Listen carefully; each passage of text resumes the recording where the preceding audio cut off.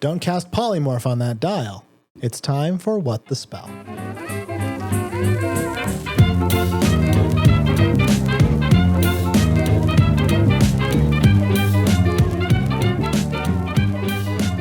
Hi everyone, I'm JoJo, one of the hosts on this show, and what you're about to listen to is the very first episode we've ever done of it, and it's really fun. We are a comedy group known as Mom Hat, and we do a lot of fun stuff. One of the things that I like to do in my free time is play Dungeons & Dragons. Kim is a mom, and we discuss the finer points of the spell Polymorph and True Polymorph from Dungeons & Dragons 5th edition. So that's what you're going to hear. It's comedic, it's funny, and I hope you enjoy it. Typically, this thing that I'm doing right now would be a part of the episode, but when we were deciding what this show was, we didn't include this part. So sorry about that. And now I'm going to use the music to transition into it like it made sense. See you in a bit.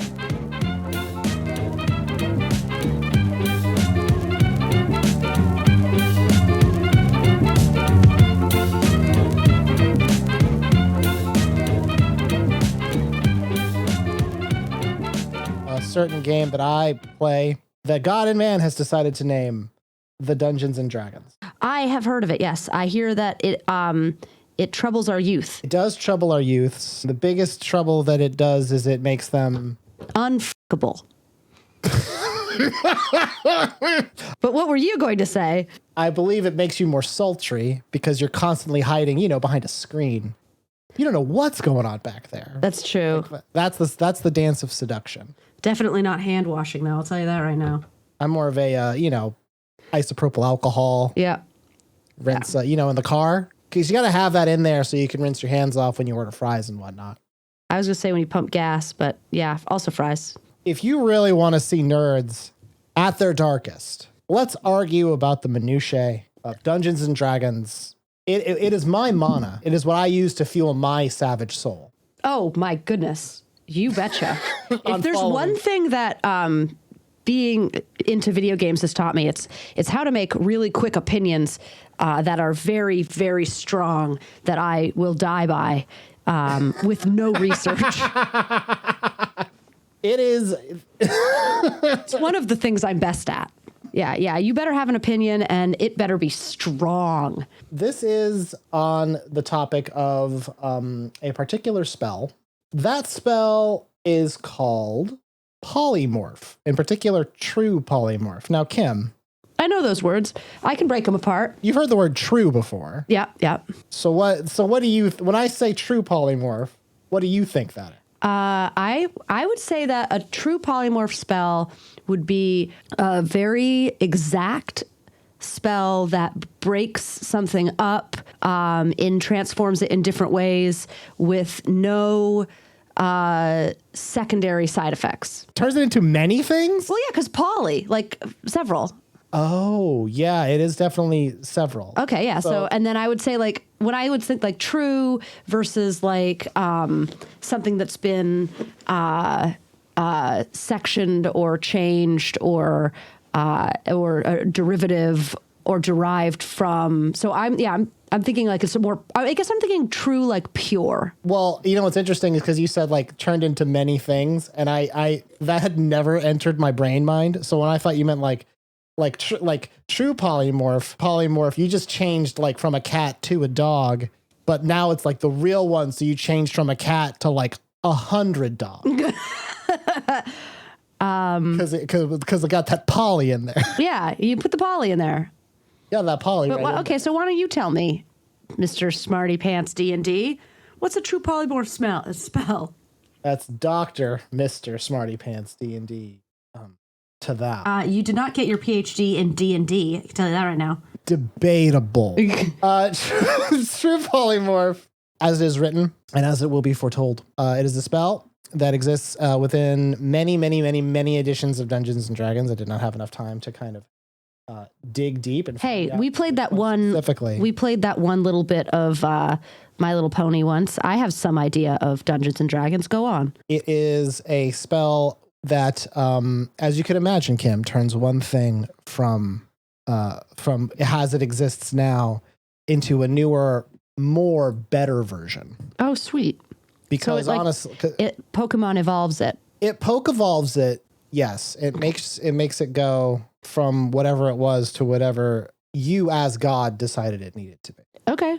I'm pulling up the actual like specific description of it. Yeah, because some nerd right now is going, actually. They cannot wait. Now I'm gonna read the first version of this spell. This is the regular polymorph. This is what's known as a 4th level transmutation spell, which is already a lot of words all at once. Mm-hmm. This is what I love. The casting time is 1 action. And an action is something that you take on one of your turns, and a turn takes 6 seconds. So this takes 2 seconds to do. In order to do it, you need a caterpillar cocoon. Well, yeah, that makes sense. How do you get that without a caterpillar in it? You just take the caterpillar out. How does that work? You murder the caterpillar. Sorry, caterpillar. Whoa. I need it for my spell. That's what you say to the caterpillar. Yeah. Hey, I got bad news. Or you just take the caterpillar out and it makes a different cocoon. I don't know. Can a caterpillar only make one cocoon? I think so here's what I understand about caterpillars, and it's not a lot, but what caterpillars do is they turn literally into like liquid when they're in there. Right. As far as I'm concerned, they're dead in there. Oh yeah, so you just pour them out and they're fine. You just drink them. That's the part you like. Yeah. That's the part that goes good. It lasts up to an hour.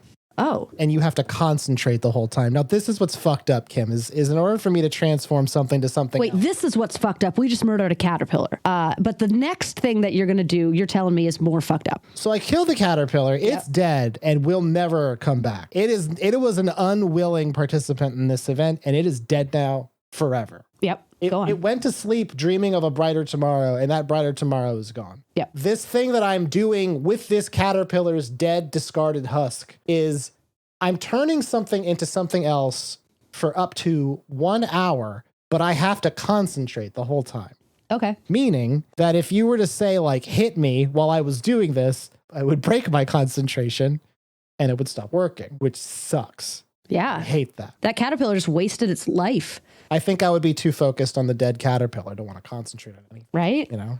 Yeah. Just thinking like at any moment you could lose concentration and then you just wasted that murder. Or, and this is the most fucked up part, Kim, is you go to cast it and you're so guilty that all you can think about is everything you polymorph just turns into caterpillars. Yeah, just caterpillars everywhere. Just out of guilt. No butterflies. But hey, at least you have a never-ending supply of cocoons. So the spell transforms, this is the actual text, the spell transforms a creature that you can see within range into a new form. The range is 60 feet, which that's like 20 yards. That seems pretty short, honestly. Well, a lot of D&D players are myopic, Joe. Yourself included. I do have trouble seeing. Mm-hmm. It is 1/5 of a football field. Yeah. Take your glasses off. Could you see 1/5 of a football field? That is so not far away. 60 feet sounds like an impressive. That sounds impressive. But then you think about it like that's not far at all. That's almost no distance. Right. A creature that is within 1/5 of a football field from you that you can see, you can change it into a new form.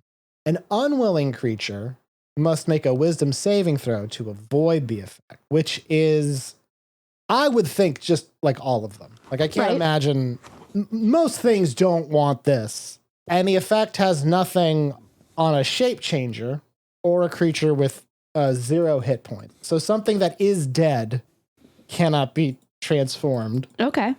Well, And I think probably the reason that they make it 60 feet is so you can't just be like, bird. It has to be like, it just makes it harder to become a bird. I can't just be walking down the street. I was thinking the opposite, like, I'm going to turn that bird that's flying over me into, I don't know, something else. A camel. Splat. Down it goes. Well, this is what's great, Kim, is the transformation lasts for the duration or until the target drops to 0 hit points or dies. Meaning that in your scenario, Kim, what I would have done is I would have pointed to a bird, said camel. Right. It would have turned into a camel. And then gravity would have been like, that doesn't belong up here. Fallen like a camel-shaped stone. And the camel's like, wait, 1 moment. hold on. Where my beautiful wings have become these luscious lady lumps. Yeah, my humps. Check it out. Check it out. So what would the benefit of that be? So let's say, okay, you are casting the spell. Bippity boppity boop. I mean, literally, are we bippity boppity booping? Can you turn Yes, Kim. That is exactly right. You are bippity boppity booping it. So when you remember that part in Cinderella, Amazon Cinderella, when Billy Porter transformed Camila Cabello's rats into horribly overwrought comedians and people. Right. Billy Porter turned one mouse into John Mulaney and then one into James Corden. He should be ashamed. Why did he do that? Because Cinderella couldn't drive herself. Oh, okay. I mean, when you think about like the plot of Cinderella, like she couldn't possibly drive herself. So I'm going to create her a taxi. Okay. And so he did the guy that does the and then for some reason also John Mulaney? Also John Mulaney was there. Oh, okay. Probably had some choice words for James Corden and Billy Porter. Yeah. Anyway, so so you bippity boppity boop it. Okay. You just can be now, but this is the thing, right? So it lasts for the duration or until the target drops to 0 hit points and dies. And why I bring that up, Kim, is because the camel that's falling. Because the whole time we've been talking, that is what's been happening. Right. There has been a camel that's just been plummeting. The moment it hits the ground, it's right back to bird. Oh, okay. Is it a dead bird? Well, that's the question that we're going to have to figure out, Kim, because it doesn't quite say. I assume the bird's dead, because if you die as a camel, I assume you die for real. But if you transform back into a bird, I guess I'm going to say probably it's dead, but I would fight if it was my turn and I had turned the camel into the bird or bird into the camel and it died and then I needed the bird to be alive. I would fight that it lived. Yeah, because you've already taken one life. Yeah. Well, actually, I've taken two because I also killed that caterpillar. Oh, well, that was the one I was counting. That's interesting. So you count the camel as legitimately dead. Yes, but I'd still fight that the bird wasn't dead. Right. So the new form can be any beast whose challenge rating is equal to or less than the target, or the target's level if it doesn't have a challenge rating. The challenge rating is a generic sort of numerical description of how difficult it is to kill one of these things. Oh yeah, I challenge rate everyone. So in your scenario, to allow this, the bird is as deadly as a camel, and vice versa. Okay, but then I can fight that, right? Like I can argue that the bird and the camel are equally deadly, right? You could. I think actually, like, so a camel has a challenge rating of 1. And I'm looking up the challenge. I mean, it really depends on the bird, right? Like robin is going to have less of a challenge rating than like a emu. You would hope, Kim. So a bluebird has a challenge rating of 1/8. Oh, that was a fight. Someone argued very hard for that. Yeah, that's absurd. So a bluebird has a challenge rating of 1/8, but a cardinal doesn't. And all of these are written by someone. What about a jay? What about a blue jay? Because a blue jay is aggressive. So a blue jay has 0. What? But a robin? Okay, we need to find this person. A magpie, Kim. This person's called Epic Boss 99, by the way. This is on the D&D wiki, which is give me their email. I need to talk to them. But what's a magpie? What's a magpie? That's a magpie, Kim, is 0. What? Okay. For whatever reason, this person just wanted a deadly, deadly bluebird. A magpie has cut my skin and drawn blood. Bluebirds have never done that. Bluebirds have woken me up in the morning and it was kind of annoying. That was the worst thing that happened to me with a bluebird. I have been attacked by a magpie and left for dead, emotionally scarred. It thought it had taken you out. Yeah. Oh yeah. It dive bombed me twice. Because the first time I didn't get enough. Now, Kim, this is what's interesting, and I think you're gonna love this. So, 8 bluebirds, okay, 4 giant canaries. I don't know what makes a canary giant. I think it's a specific type of canary. This is the description this person wrote down, which I love. A giant canary is very much like a normal canary, but considerably larger. I mean, and also it says they live in ancient trees and raise up to 4 young. That's a very good specific description of that bird. By the way, that a giant canary is just a D&D character. It is not a real bird. It also says here, on the subject of canaries, they are incredibly sensitive to toxins. Oh, yeah. And they have a disadvantage on Constitution saving throws against poison. Listen, just let the canary die. Yeah. But Kim, a vulture, Yeah. an eagle. Well, actually, not owl. We would need 4 of those. So if I had 4 owls, an eagle, or a vulture, I could turn that into a camel. I could turn 8 bluebirds and 2 owls. You just mash them together and make a camel? I just think if there's a flock of them. Okay. Because I can just treat it as one. I'm sure there's a nerd out there who's really pissed that I didn't look up the official camel challenge rating. Because maybe camels are... No, you know what? Actually, you know what, Kim? I fucked up, Kim. What? Camels are not challenge rating 1.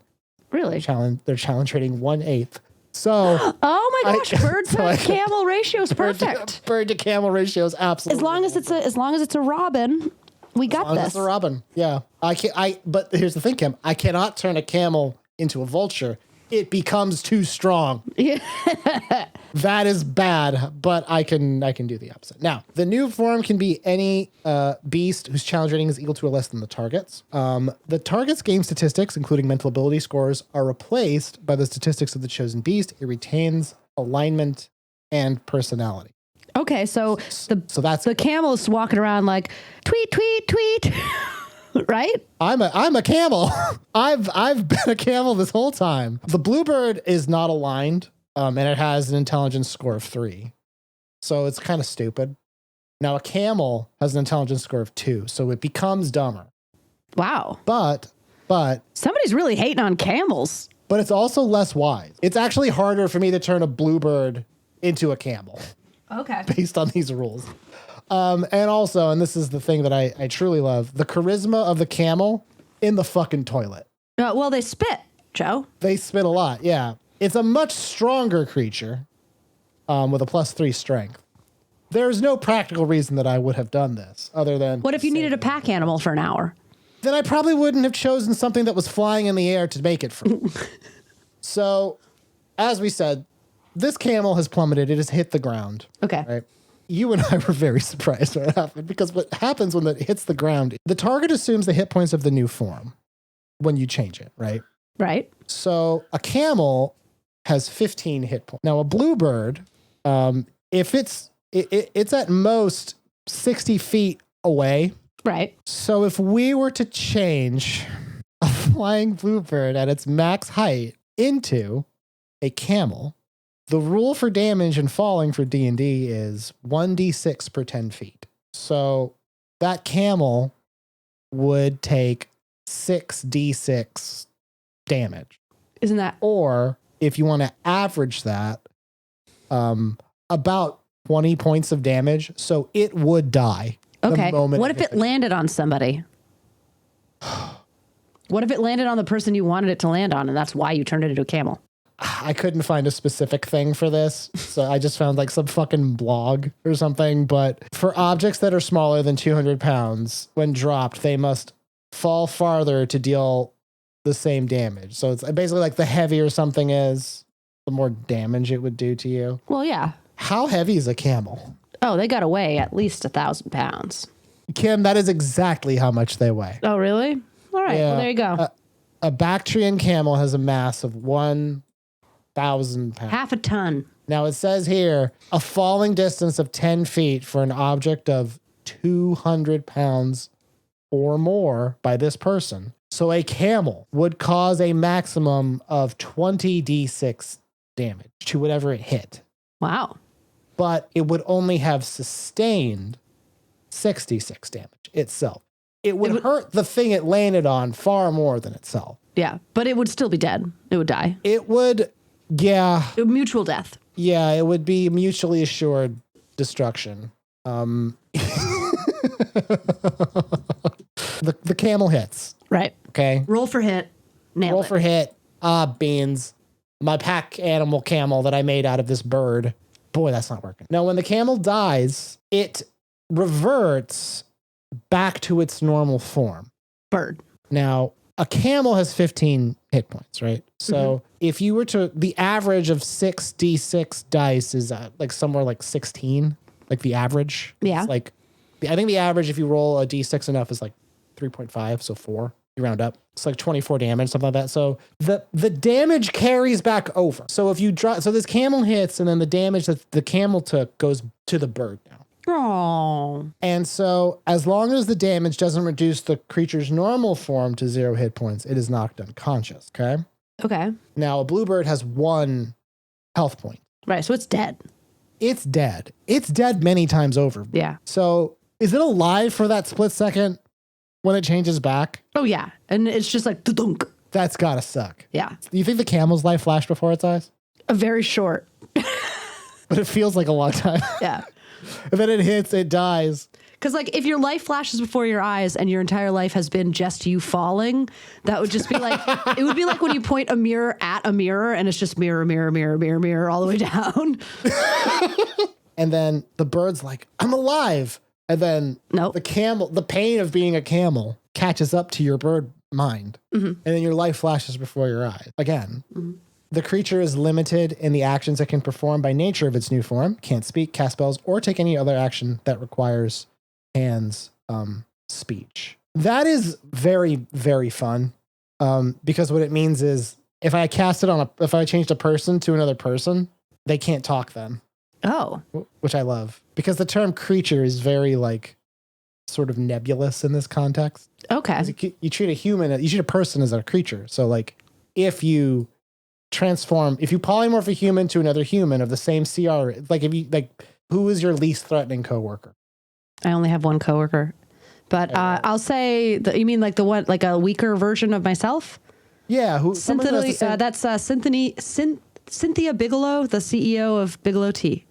Okay. So if you were to polymorph what is it? Symphony? Cynthia. I don't know why it was really hard for me to say the name.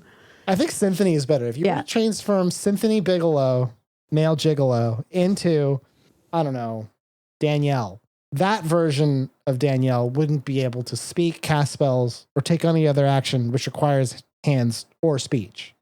Okay. But we could like use Cynthia Bigelow's Danielle as like we could trick Jeff into doing stuff for us, but she just wouldn't be able to talk. She wouldn't be able to talk, use her hands, or cast spells, which are the only things that I like about Danielle. Yeah. It's also pretty silly because like it would retain Cynthia Bigelow's alignment and personality. I don't know if she's more lawful or chaotic. I imagine you'd have to be pretty lawful to run a business. She's pretty lawful, but they've blocked her Twitter account and made it private because she can't stop screaming about how much she hates Trump. So she's kind of chaotic. I would say a chaotic good then. So it would be, that matches. She would feel pretty good in Danielle's skin if she was able to speak and cast spells there. The other thing too is the target's gear melds into the new form. Okay. So Kim, that means like if Cynthia had a cellular phone, a smartphone, when I cast the spell at her after killing a caterpillar while she's flying through the air, right, her phone would just become a part of her Danielle body. Oh, interesting. Because I guess that's to solve the problem of why is it when you turn back you're not naked? Right. Like why don't you polymorph within your clothes? Right. What if, and so like that would be the same if she was holding a small dog that had 0 kill points? Yes. Okay. So it would just morph into That's interesting, Kim. So if you had a small dog, is that an item or is that a creature?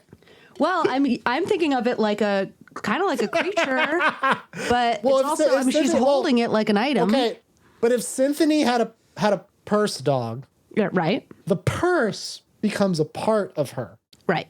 So the dog does too. Right. So then Danielle, but she wouldn't be able, I would say she would be like bark, bark, but she wouldn't be able to talk. So so that's the thing. Like Cynthia would not be able to leverage any of the dog's powers. Right. So no benefit from that dog. Right. It's just that when she morphs back, it would just be there. So that would solve the problem of if you morph into Danielle, Jeff would be like, why is there a dog here? Oh my God, you finally listened to me after all these years. Finally, a dog. Oh God. I didn't think it would come true. Oh God. Yeah, exactly. So whenever Jeff sends us those messages, we know what he's talking about. Someone's a dog again. So Kim, that's polymorph. That's just polymorph. That's the basic. That's basic polymorph. That's the basic polymorph. So true polymorph True Polymorph is a little better. Like Polymorph before it, True Polymorph. One, this is a spell that is a 9th level spell. That means it is a spell that is so powerful that you only get to cast like one of them. Oh, okay. In a day. I was going to say like a turn or... No, just like... In your life? Once per day. Okay. It takes, again, less than 6 seconds to cast. Now, you can only be within 10 yards for this one. And it requires a drop of mercury, a dollop of gum arabic, and a wisp of smoke. So you could transform things permanently on the cheap. Okay.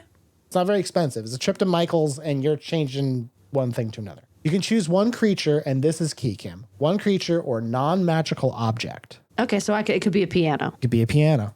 You transform the creature into a different creature, the creature into a non-magical object, or the object into a creature. The object must be neither worn nor carried by another. Okay, so this is your bippity boppity booping a pumpkin into a carriage. But if I had been holding the pumpkin, does that make... So the pumpkin has to be like on its own on the ground. Okay. Right? Now it lasts for the duration or until it drops to 0 hit points and dies. It has, again, no effect on a shape changer, no effect on something. Okay, but that complicates things because how do you kill a piano? That's an excellent question, Kim. How are we going to kill a piano? So creature to creature, it's pretty much the same as before. And in fact, it is identical. Creature to creature is the one thing that's the same. Now, where True Polymorph gets fucking hog wild is object to creature. So you turn an object to any kind of creature, as long as the creature's size is no larger than the object size, and the creature's challenge rating is 9 or lower. Meaning okay, so I'm going to turn a mannequin into a man. A relatively weak man. Yeah. A challenge rating 9, a Jeff. I'm going to turn this mannequin to a Jeff. Right. I want this. I want a real boy. Yeah, I want a real boy. This is the spell I'm using to do it. It is friendly to you and your companions. I don't know that I would be friendly if you had changed me from my enjoyable, state, a mannequin to a man who can. You can decide what action it takes or moves, and the DM has the statistics and resolves its actions or movement. Now, here's what's interesting, Kim. If the spell becomes permanent, you can't control the creature anymore. It might remain friendly to you, depending on how you've treated it. So that's a fun little thing that they just said there. Because what it means is you can just sort of like, if you make the spell permanent, then it can enact its rage on you. If you turn a creature into an object, it transforms along with whatever it is wearing and carrying into that form. Right. As long as the object size is no larger than the creature size. Which is fucking bonkers. Because it means that you have like an elephant. I can turn that into like a pog. Right. The creature statistics become those of the object. And then this is a great detail, Kim. The creature has no memory of the time it spent in this form. Ooh, I like that. Now, there's a lot of horrible things that, like, because you could theoretically turn a human being into like a real doll. Yeah. That's not good. No, that's not cool at all. I don't care for that. I was thinking you would turn an elephant into a Tide Pod and then you do laundry. What happens? Does that does that destroy a Tide Pod? Yeah. So it just dies? Well, okay, so the Tide Pod... So wait, but when it dies, doesn't it revert back to an elephant? So then, like, what, your elephant is just, like, all over your clothes? You got elephant all over your clothes? Well, so the spell lasts until... If you concentrate on the spell for its full duration, so again, it's an hour. Right. It will last until it's dispelled, okay? And by that, I mean, once you have cast this thing, if you can just set aside if you do this on your commute, basically... Mm-hmm. It's permanent until someone comes by and casts a spell to turn it off. Meaning that in your scenario, Kim, if I changed an elephant to a Tide Pod, yep, and then I washed my clothes, right? Right. Because that's actually probably cheaper than buying a thing of Tide Pod. Yeah. Because I need to break a thermometer, get some gum arabic, and then vape, and I can transform an elephant into a Tide Pod. Right. Basically, hundreds of Tide Pods at your fingertips. Yeah. If you go, I can have a Tide Pod for as many elephants as there are. Right. So probably exactly about 100 Tide Pods. If a wizard realized this horrible secret of how I wash my clothes, they could dispel the Tide Pod transformation, which means I guess an elephant would just erupt from my clothes in different pieces. Oh, Like, I can't imagine how that works. Because what it says is when the spell ends, it returns to its normal form. right. But if it's all over your clothes, it's been soaked into your clothes and also into water that's then gotten pushed into the sewers. There's just chunks of elephant goo. Yeah. Everywhere. It's like its normal form. Like I've destroyed the Tide Pod. So like unless they're suggesting that the moment the Tide Pod dissolves, it detonates into an elephant, which is fun in a different way. That's just a good way to ruin a washing machine. Every time you do your clothes now, like, you better not be a fucking elephant. I swear to God. You throw it in there and just kaboom. Grenade your speed queen. It's really, really fantastic. So the true polymorph is just like Polymorph Deluxe. Polymorph Deluxe. It's Polymorph Royale. It's basically like if you did the first version of Polymorph, it's like that's the free to play poly. Unless you do the thing you want. Right. You need a true polymorph. You need a true polymorph. It's got to be strong. It's got to be bold. It's got to be, simply the best. So what I think is interesting there's two things interesting about this, Kim. The first one is true polymorph doesn't work on a creature with 0 hit point. Meaning if I was to cast this on a dead creature, it would work. It does nothing. Right. So yeah, you can't just like be like, oh crap, my donkey died. Well, I'll polymorph it into a horse and then I can keep going about my business. It wouldn't work at all. But what's interesting, Kim, is the idea that a creature at 0 hit points is not an object. Right. I can't. So that makes no fucking sense. No, not at all, actually. Yeah, no, because like I could, what if it was taxidermy? What about taxidermy? Yeah, what about taxidermy, Kim? Thank you. What about here's one, Kim. What if I have like a steak? Yeah. I cannot, that's not an object. That's a creature. Yeah, they messed up. 0 health. Yeah. So now whether or not it's a willing or unwilling creature doesn't matter. It's a steak at that point. I'm sure if it had an option, it would like to very much not be a steak. Yeah. Unless it's suggesting that steak has hit points, which again doesn't make sense. No, it's definitely, it's a flaw in the design of the spell for sure. Yeah. Well, it's also a flaw in the idea of what is the difference between a creature and an object. Yeah. Yeah. If you're a creature and then you die, you become an object, bud. Is a skeleton a creature? No, it's an object, except in the cases of like Minecraft. Then a skeleton's a creature. Yeah. When it's a spooky. Ooh, it's a spooky skeleton. Polymorph is a widely abused spell, and true polymorph even more so. This is like that. Like DMs hate these. Yeah. This is right up there. True polymorph because of it does what it says it does. Yeah. It allows you to cast a spell to train something into something else, and if you as the DM roll bad, then you kind of just have to live with the fact that you did that this happened, that you did this. Yeah, you basically you're like trying to control toddlers, and you just gave one of them a liter of cola. Yeah, it's shit's gonna go wrong. This is a Reddit post from 7 years ago on the official D&D Reddit. I guess it's official.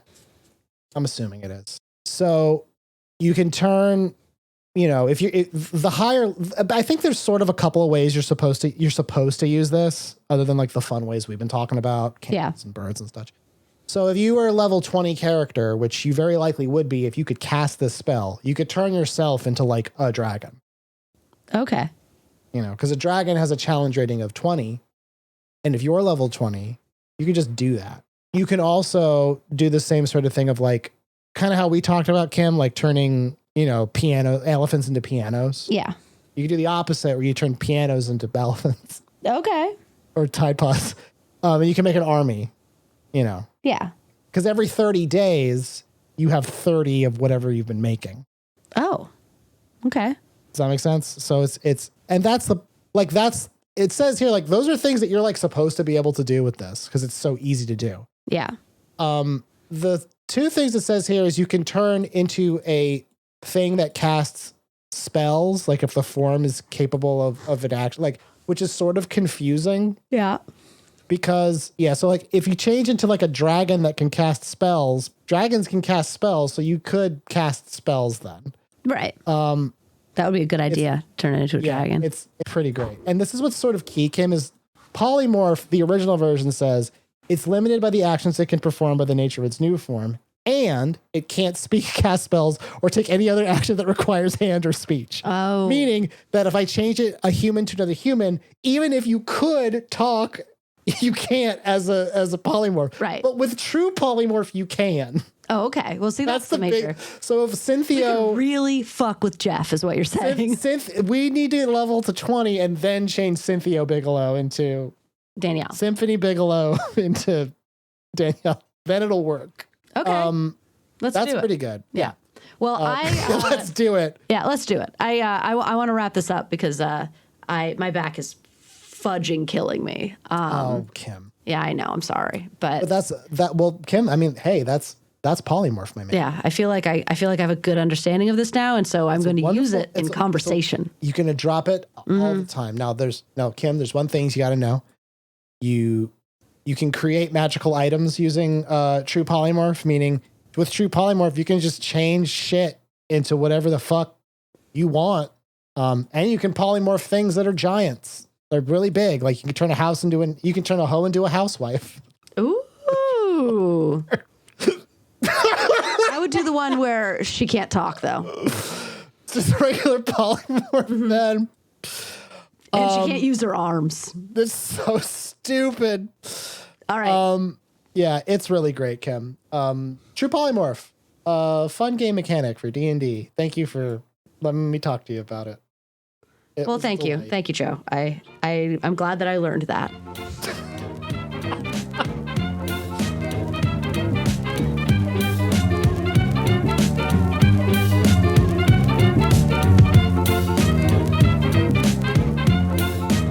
Boy, wasn't that delightful, that chat we had. Thank you for listening to the first episode of What the Spell. We would like to give a thank you to the musical artist Halizna for the use of the song Swingin' Richards off of the album Orphaned Media. It is a song that is in the public domain, and it's a great little tune, and we love it, and we feel it captures the mood of our show pretty much perfectly. So we hope that you enjoy that. If you want to get in touch with us, you can do so through whatthespellemail@gmail.com. I don't know how we didn't get What the Spell before, but whatever. And this episode is also accompanied by an article, I guess. I wrote a thing about it on Medium. You can go to medium.com/@whatthespellemail because I don't know how Medium works, I guess. But you can go there and you can see an accompanying discussion, which is a little less funny, but a little more thoughtful. So I hope you enjoy that. Please give us a like and a review. It's very important for new podcasts. I'm Joe. Kim could be with me to do this part, but she says thanks. See you next time. Have an great week.